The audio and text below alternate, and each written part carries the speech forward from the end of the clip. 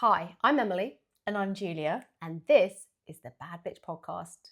And I know we say it every week, how we've just We on coordinated theme. again I love the pink with and the hues. sign. Yes. But it's quite spring-like. I feel like Exactly. wearing some lighter colours. Exactly. I'm someone who likes to pack my wardrobe away, Are you? you know, at the end of winter. Although I get burnt every year. I put my sweaters away, and then a week later it's freezing cold. Oh yeah, for sure. But I'm happy to be in some spring colours.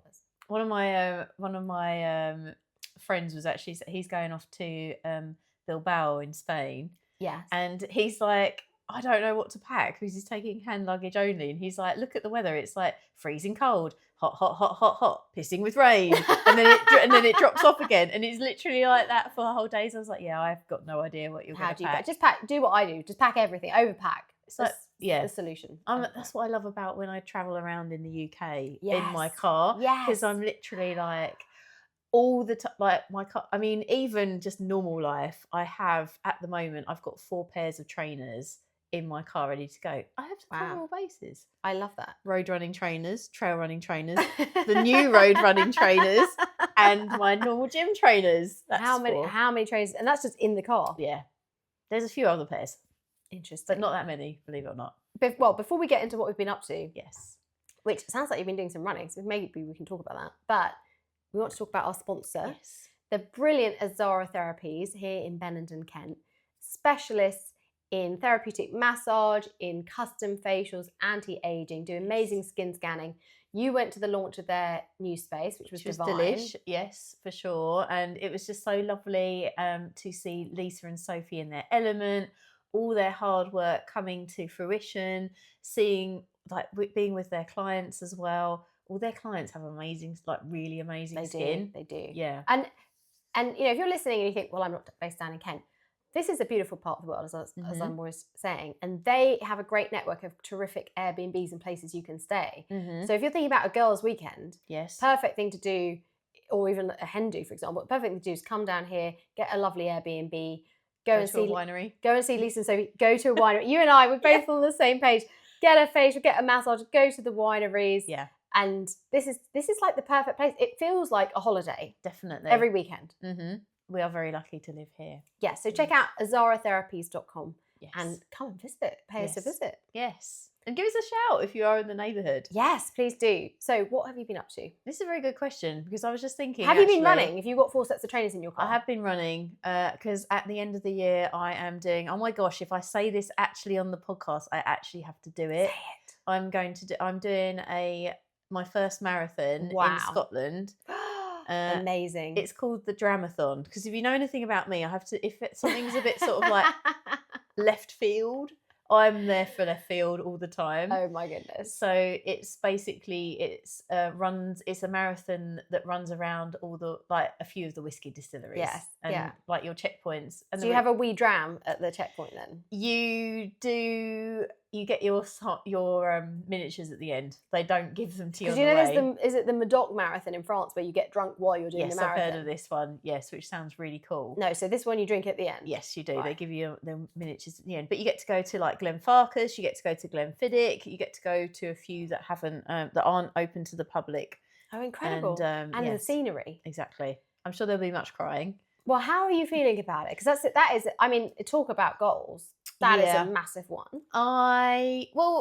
As part of obviously the challenges I've been on as part of Rugged, I have hiked 50k. So I know I can do the different distance. It's just about doing it in the time and with elevation. But we're heading to Wales this weekend to get some elevation training in. Amazing. And I feel like if we can conquer that one, then the marathon will become a more tangible, real and manageable goal. Amazing. I love that. I can see you coaching yourself live right in this conversation. Exactly. You're like, oh, this will be manageable. Exactly. It's like terrified eyes, but this will be manageable. But it is true. It is like it is we tend to get into that space where it's like, especially when we're in it, it's like, I can't do it. This is really hard. Yes. But it's like at those moments, if I'm having like a particularly hard run, I will say to myself, I'll be like, okay, this isn't great and you want to stop, but is it getting any worse? And the answer is like, usually I'm like, or if there's a niggle, I'll sense check it because it's obviously really important to prevent injury. But I will say to myself, I was like, okay, this sucks, but is it actually getting any worse? The answer is usually no. Yeah. And then again, it's like breaking it down. It's like, okay, just like, it's like talking to the 3-year-old. It's like, run to that tree. Yeah. Great, good job. Right, run to the next little bench, run to the next thing. And it's like breaking it down.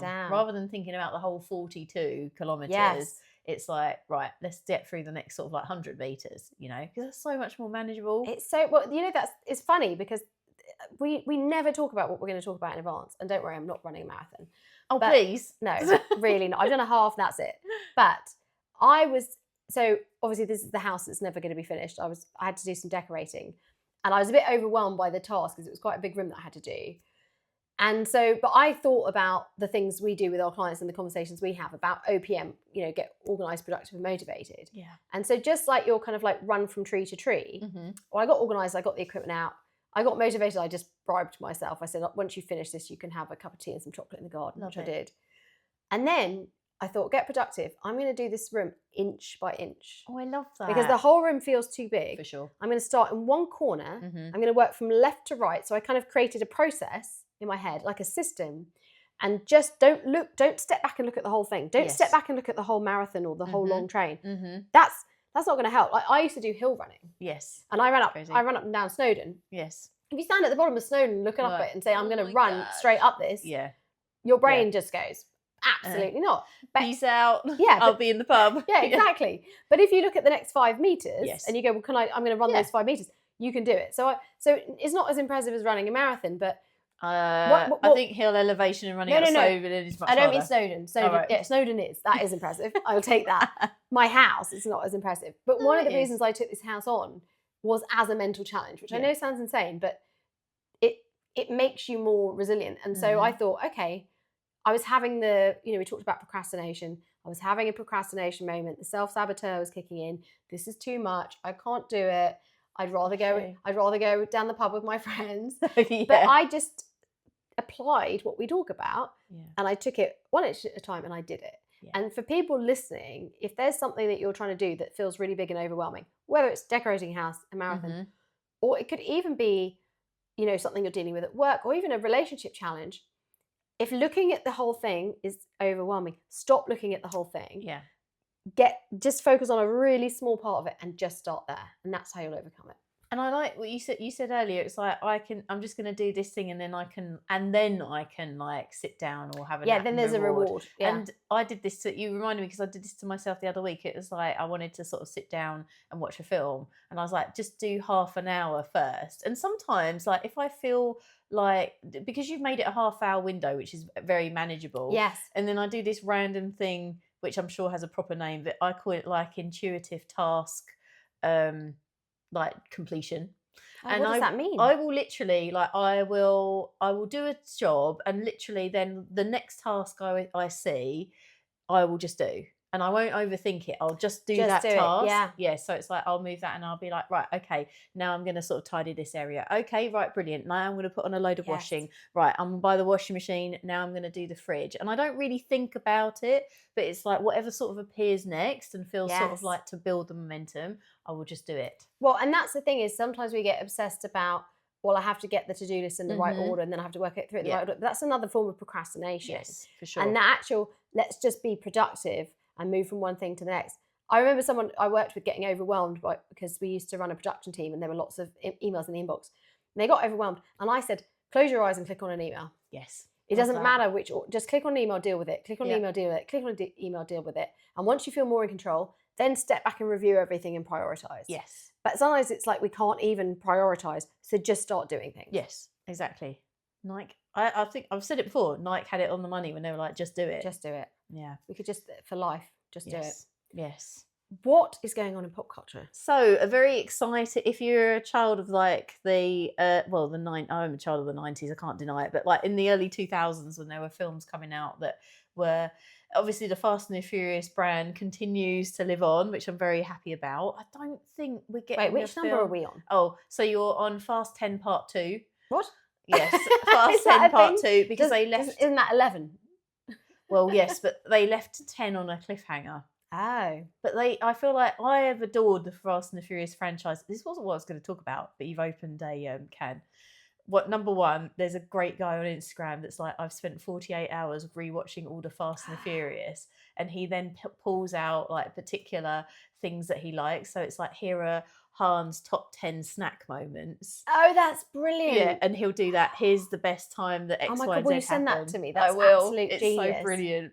But yes, with the Fast and the Furious franchise, obviously I love it and I'm excited about it. But they kind of brought in, obviously, really like loads of cool people, to the point, like, obviously they brought in Jason Statham, they brought in The Rock, they brought in Helen Mirren, they brought in Scott Eastwood, Kurt Russell. I'm kind of at the point now, because in Fast 10 Part 2, working title 11, they've got Ronaldo coming in, like the footballer. Why? And I'm kind of at the point where I'm like, unless you can somehow manage to like do a Pet Cemetery number and bring Paul Walker back from the dead, I'm kind of like not. So I didn't excited. watch post Paul Walker. Yeah. That was when I cut off. Did you watch that last one? Did you watch the last one? No. Where is it? Yeah. No. Don't do it to yourself. No, I didn't. Yeah. Yeah. But yes, we're on Fast 10 Part 2, but that's not due until 2027. Right. However, other iconic franchises in what Hollywood is like, obviously revisiting the past and bringing things back. The Mummy with Brendan Fraser. Wow. So they're going to do The Mummy 4. Gosh. Brendan Fraser announced it. He alluded to them bringing the whole cast back. Wow. Wait, who was in the original? Was Rachel Weisz in that? Weisz is in it. I love her. I think she is brilliant. She's really, really good. What was she in?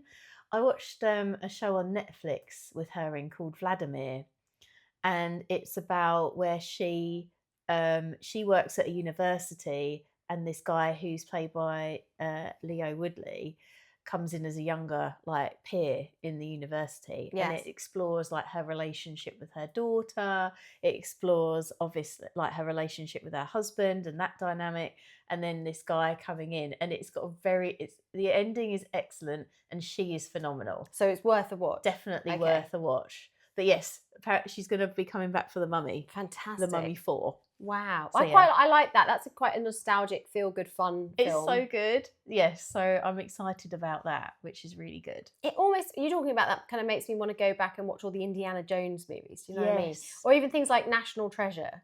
National Treasure was good. Yeah, just kind of like a light caper. Yes. I think we're all in the mood for that. We want something quite light and not too serious. I feel like we need light. And before we segue into trusting your gut, I do have one piece of pop culture which I found out about, which shows the power of trusting your gut.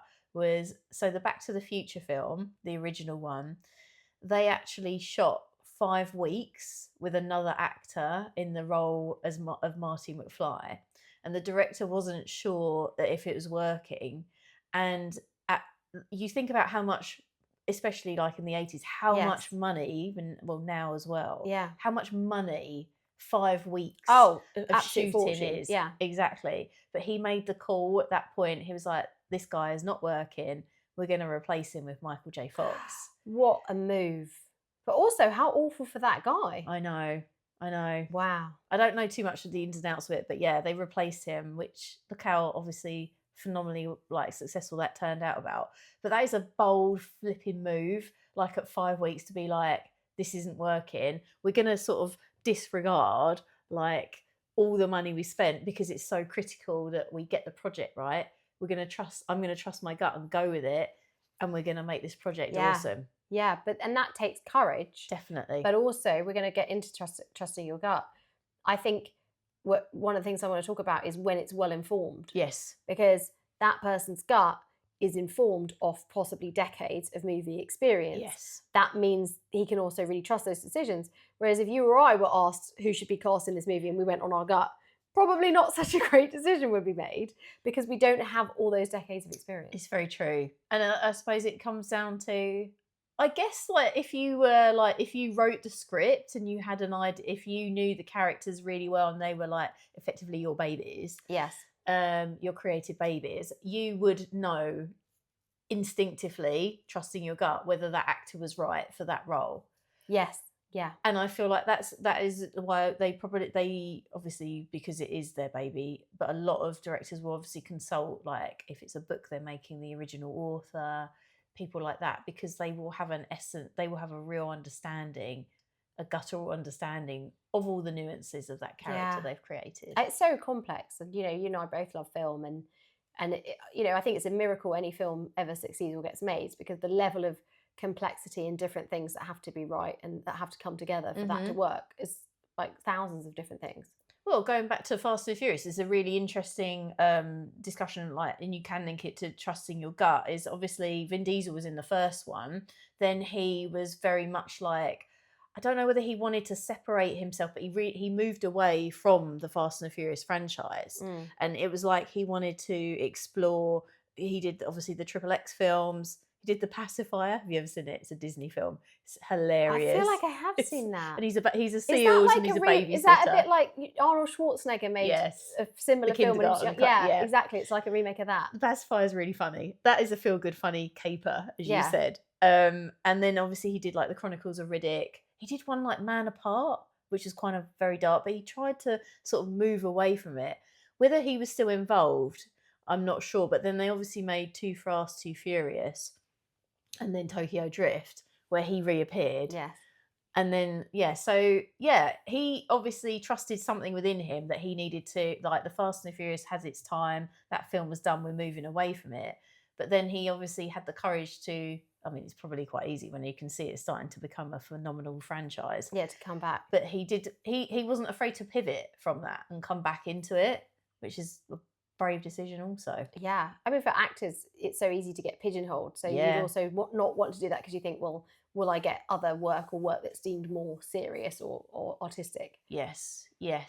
Because there's the guy who was the Duke in Bridgerton season 1, which I also haven't seen. Regé, I think his name is. That's a hell of a name. I know he was amazing as the Duke, but he then at that point decided to move away from Bridgerton, and he's not quite managed to sort of eke into like the big time. Yeah. Whereas you look at someone like oh my gosh, Jonathan Bailey, who was also in Bridgerton season 1, continued in season 2 and has appeared in 3 and 4. He has managed to transition to obviously being in Wicked, Jurassic Park films. So he's managed to navigate away from that. But I feel like there are a lot of actors that are so desperate to not kind of like, they want to move away very quickly from what made them. Too quickly, yeah. Yes, and I thought it was very interesting that Jacob Elordi, obviously with all his Saltburn, Wuthering Heights, Frankenstein, did go back and do Euphoria, which was a season that really brought him to prominence.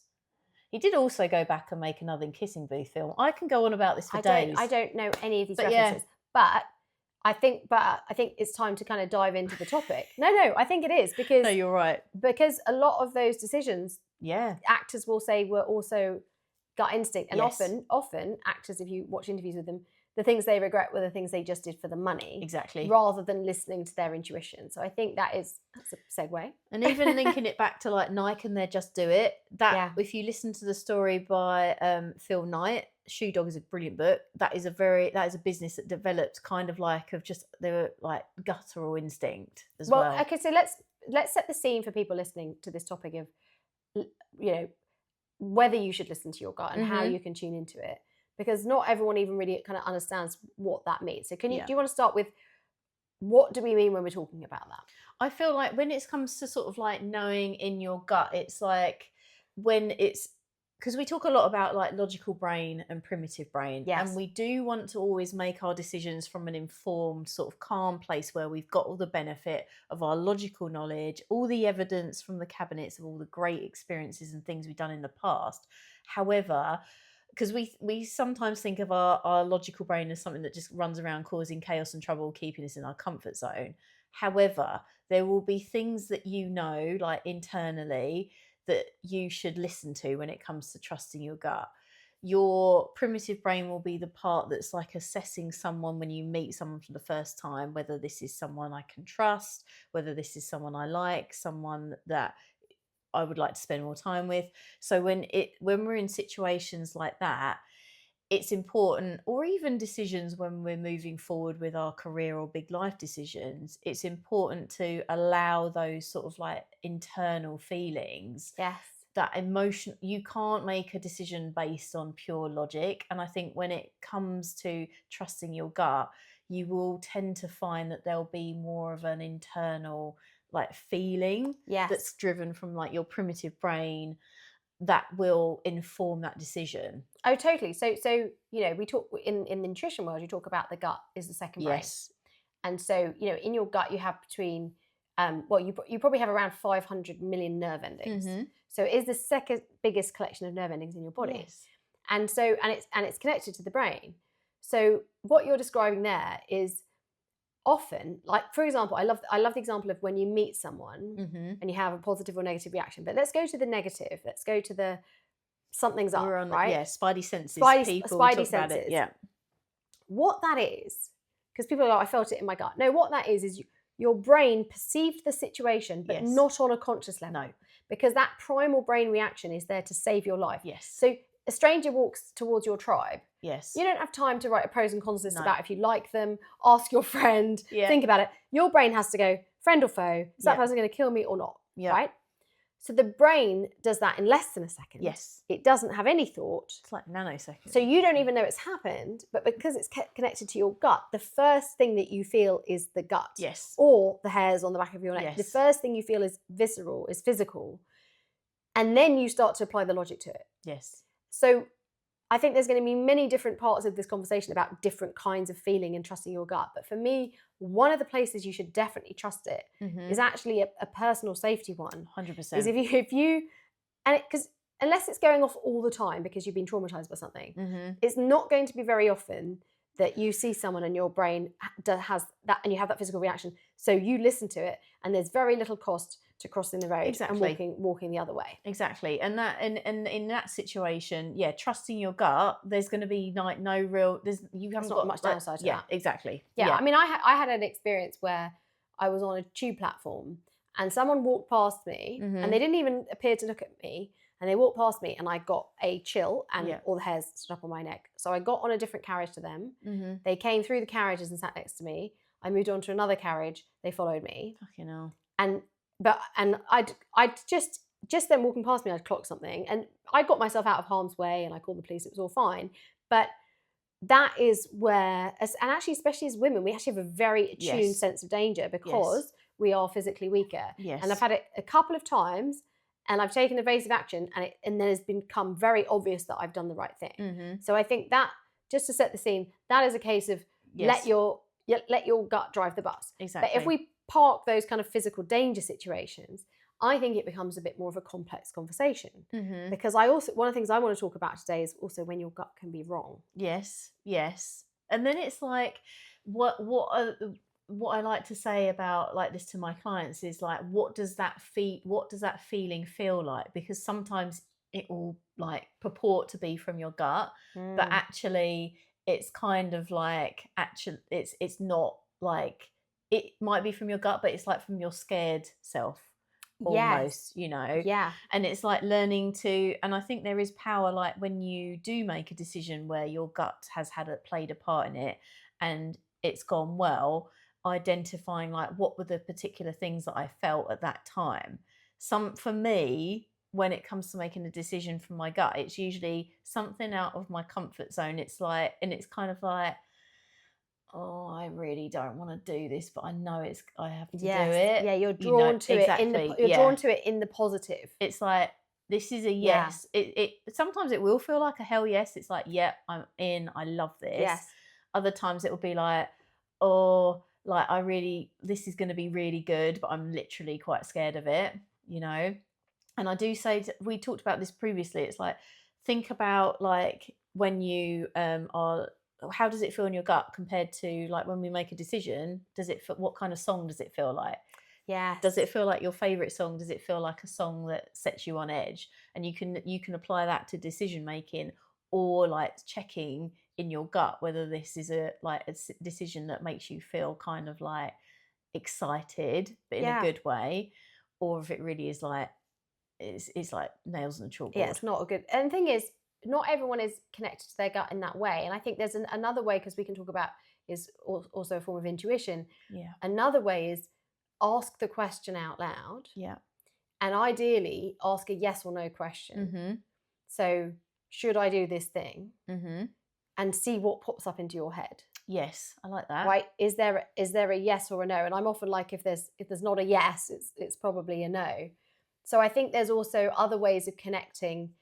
You know, one of the things they talk about on the Hoffman, which we've talked about before, is this idea of having a kind of spirit guide, which is it's almost like a imaginary mentor. Love it. So you might think, because sometimes we don't make the best decisions for ourselves, but you might think, imagine you had a mentor, yes, who's been with you your whole life, who's watched your whole life story and knows all the players involved in everything.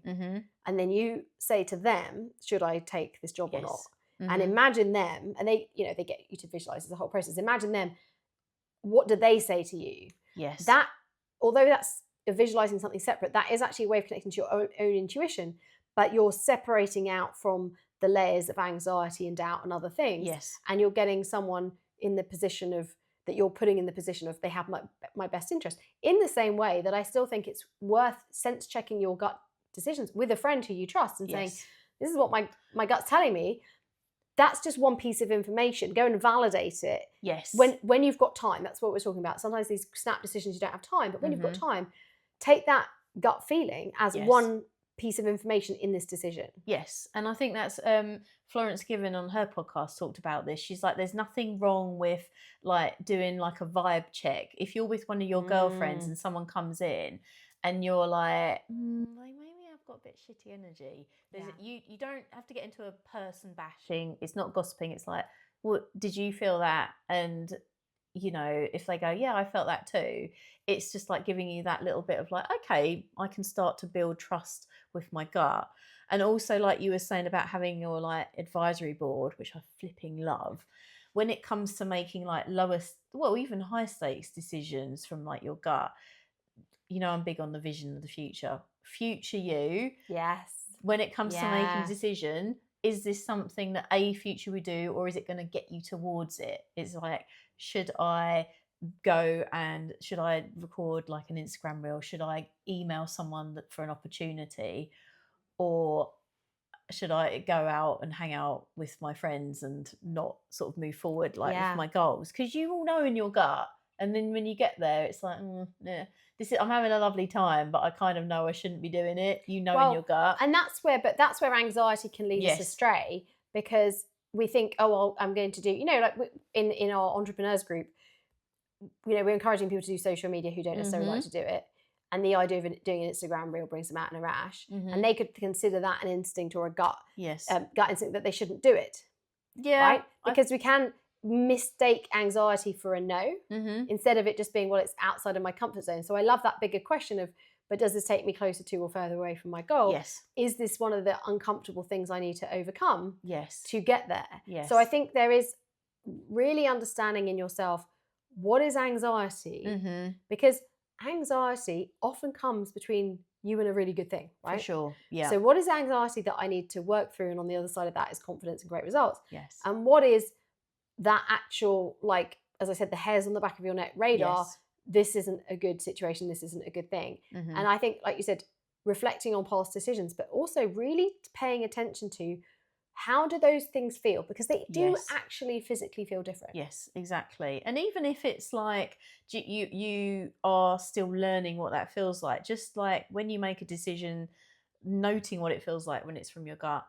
When you make a decision where you were perhaps swayed by others, or you weren't acting in alignment of what you wanted to do, what does that feel like? And then you've got like a little sort of like, I felt like this, and this. And then the next time a decision comes up, you can assess where it feels on the scale of like me and my sort of gut versus me drawn to the bright shiny thing, or drawn to the bright shiny thing, which is your kind of inner child, or your intellect overriding gut decisions. I see clients do it all the time, where they deep down they want something, but then they let their brain talk them out of it, rationalize out of it. So it's also asking yourself, right, what's my brain saying? What's my gut saying? What's my little inner child that seeks dopamine saying? Let's just like pay attention to, it's not that any one of those is right, but let's separate those out and step back and look at what they are.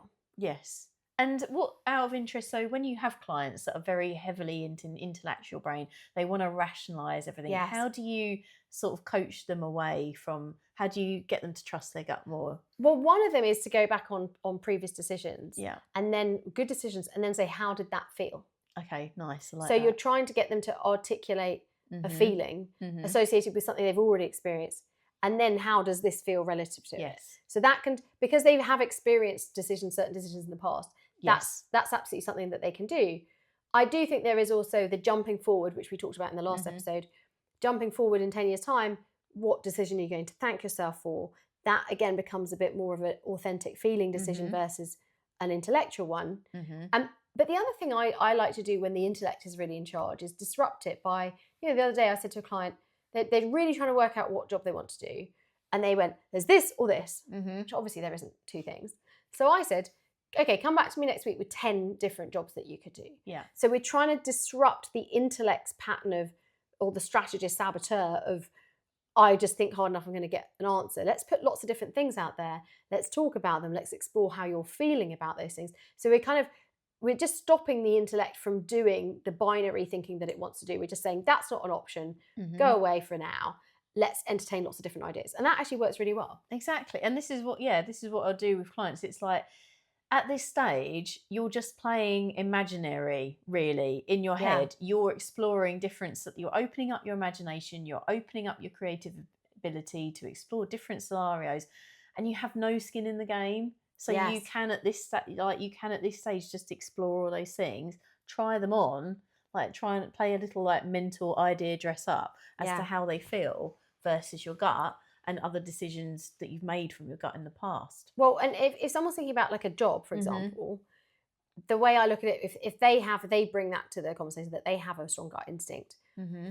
If someone goes and interviews for a job and their gut instinct is no, I'm always like, go with that. Yeah, okay, that's firm no, go with that. And I've had loads of clients take jobs where they felt a no and they still took it because they rationalized into it. And then they said, I knew from the beginning it wasn't going to be right.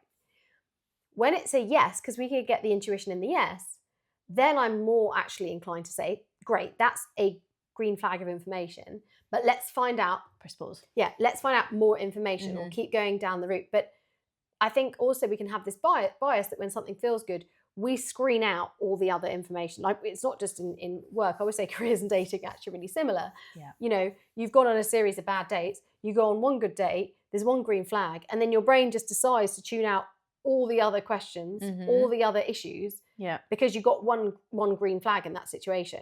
So for me, a positive gut instinct is an information to go to the next step. Don't go to the end decision. Okay, so then what's the next step? What's the next information? How do we then work out? And with job interviews, I say to the client, as long as it's not a no, keep going through each stage of the interview until you're sure it's a no. But when you're sure it's a no, then remove yourself from the process. But if you keep seeing positives go through, but at each stage in that recruitment process, you're trying to find out more information. Yes. You should be going with questions. You're not just there to sell yourself to that company. You got to find out the information. Are there skeletons in the closet? Yes. Is your boss secretly going to be an arsehole? Like, let's find this stuff out. And the gut instinct, in a way, then becomes just a starting point to that process. Yeah, and I like that. And it's like sometimes the best decision is a decision just to press to wait. Yes. And wait for more information to emerge. Yes. And don't you think as well, it's like we will see people like either in our world or in films, we talk about a lot, where it's like they look like they're in the flow and they're just like making decisions from their gut all the time. And it's like this, that, and the other. And if you're learning to trust your gut and figure out what that sounds like, it is important that you like take a pause so you can really work out what your gut sounds like. And if you need to allow yourself like space between that, what comes through first, for then to validate it before you then act on it. Because I feel like we are all kidded that it looks like literally like, yep, no, this is what it looks like. I know this, I know that. When actually a lot of it comes in shades of grey, right? There's some of these decisions we have to make. Yes. And sometimes trusting our gut is that we need to just gather more information to sort of validate what we're feeling. Well, but also sometimes your gut might say yes to something, but the practicalities of your life or your responsibilities, or your gut might say, I want to go and be in a band, but you've got a mortgage to pay and children to feed. So sometimes the intellect should win the 100%. argument, right? Yes. There's nothing wrong with that. It's like, I'm going to find out what my gut says. That doesn't mean that's the final decision. Exactly either. that. Exactly. So yeah, like make it like a gut decision will feel, even if it's like slightly scary, it will come with a sort of, I would say, like a calm certainty. That, you know what? I'm so glad you said that, because in my past, I've sometimes mistaken anxiety for excitement and used that as a positive intuition. Yeah, yeah. And anxiety and excitement feel very similar in the body. But I think you're right. When it's the right thing, you actually go really calm. And so when I left my banking career, I'd been in that bank for 10 years. And 5 years in, I tried to resign for the first time. And I always knew I wanted to run my own business from when I was a little child. That was a very strong intuition that I was going to do that. But I was waiting for the right time. And then I tried a few times, but also I was just thinking about it. I'd even talked to my bosses about it. And then I got to this point that I just thought, I will know when it's the right time. Yes, exactly. And I was there for 10 years, and then it became crystal clear when it was the right time. And I left and I felt so calm and so at peace. And I think if I'd left earlier, I wouldn't have had that. And also the last 3 years in that bank were amazing. The jobs I got to do were incredible, and I wouldn't have the career I have now if I hadn't done it. Yes. So I think that also, sitting with it, and that's also where you need to just stop and center yourself and sit somewhere quiet, quieten out the noise, because otherwise a lot of that feeling or intuition is actually just circulating stress hormones. Definitely. So time to quiet the body, quiet the mind, maybe do that several times. Yes. And see if you're still getting the same answer. Exactly. And seeing how many times like a certain answer comes through, and whether you're trying to almost, it's like you'll know when you're looking for evidence to support or disregard like the decision you're coming to. You'll also know when you're kind of trying to talk yourself out of something that actually might be quite good. Yeah. You know? Yeah, totally. I know we're almost out of time, but there's something like really important I want to talk about. Yeah. Because trusting your gut is also trusting the feelings that your gut's producing. But this is a, an organism, our body. And so your gut has at least 30 trillion microbes in it, gut flora, all those things. So many doing their thing. There's a lot in there. And actually, depending on the balance of them, it actually changes how you feel. It changes the feeling in your gut. And I've seen it a lot with nutritional therapy clients, where because their gut flora are imbalanced, because they're stressed, they're having too much caffeine, too much sugar, not enough vegetables, they're not taking care, like from a nutrient perspective, you need lots of vitamins and minerals to maintain the gut integrity. Because they're not doing that, they are feeling a lot of anxiety in their gut. And they might be then applying that to their life experience and thinking, I'm not happy with this, or this thing, they'll say, this thing's causing me anxiety. But actually your gut can create the feeling of anxiety, and then you project that onto your outer circumstances. So if someone actually feels a lot of anxiety and that's driving their decisions, and they're holding themselves back in their career, in their relationships, in anything, when someone has a lot of anxiety, one of the first things we look at is, what's your gut health, and can you make changes to that? And I had a client recently, they changed what they ate, and they changed the timing of when they ate, because they were very focused on losing weight, which I understand. But actually, one of the things, again, that drives anxiety is blood sugar balance as well. So you focus more on blood sugar balance, you focus more on eating foods that are high in protein, high in the proteins that make the happy neurotransmitters like tryptophan, tyrosine, all those things. And then it actually changed how they felt. Love that. So then, if they then ask their gut what they should do about something, they might get a different answer simply because of their gut flora. I love that. So I'm going to really want to caveat this whole conversation we're having, which is in lots of ways very mental. Yes. With the fact that your gut is its whole own ecosystem. Yes. And sometimes that's driving the train of emotion when it shouldn't be. Yes.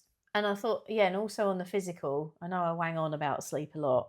Oh yeah, it's so important. Having a good, like when they say sleep on it and that sort of thing, that if that gut feeling is right, it will be the same in the morning. Yes. And it's like, it's important that we have good rest, because if we're feeling slightly anxious, overwhelmed, we won't arrive at we won't feel like it's a good decision. Yes. And we won't, like you say, that voice, anything we can do to dial down that anxiety and make that voice of like what is a good gut decision come to the forefront is just pivotal when it comes to making good decisions.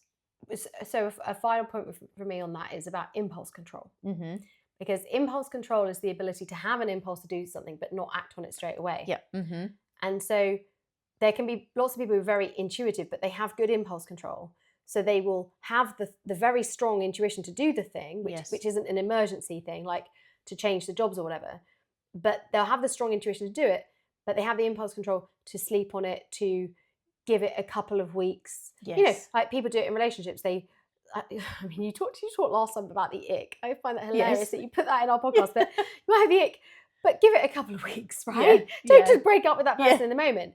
So I think there's this thing about have the gut instinct, but have the impulse control to sit with it and sense check it. Mm-hmm. If you have very strong gut instincts and you have very low impulse control, this is when people do things that look from the outside like recklessness. Yes. And I've had it. I've had clients call me up and say, I've just quit my job. I also have clients call me up. I have clients call me up saying, I'm about to quit my job. And I literally talk them down off the ledge. And I say, I'm going to help you get out of that job, but don't quit it. Yes. But they've got this gut instinct that they shouldn't be there, which is correct. Yes. But their impulse is to act on it too quickly. Yes. And I feel like that's the way I sort of will frame it with my clients is it's that primitive brain showing up and like you're in fight, flight, freeze. Yes. And it's like the emotional, like anxious decision is to be like, burn everything to the ground, go in and punch your boss in the face, you know. But actually, nobody listening. No punching, no violence. We don't advocate violence. No pyromania either. No, exactly. But it's like it's working. It's like having that. I'm going to quit now, and they're going to be really sorry that they ever crossed me. Yeah, but it's the vengeance. Like, exactly. But it's like taking that time, making sure you're well nourished, slept on it, and then it will become from I still need to quit.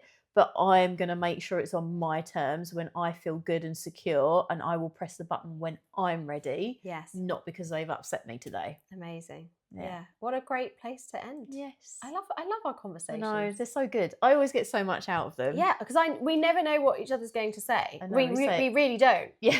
I said to my friend before, I was like, yep, we've got a topic idea. We don't know what's going to happen. But it always just like, I just find, I'm so grateful for you. Oh, you too, darling. And aren't we lucky? We are. We are lucky to get to do this.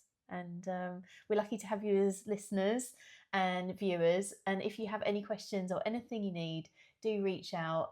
And if you feel like you've made some good decisions from your gut and you'd like to share them with us, please do. And similarly, in the spirit of sharing, if you feel like you know anyone that has really good gut instinct but maybe doesn't trust it, please also feel free to share this podcast with them, and we look forward to seeing you again soon.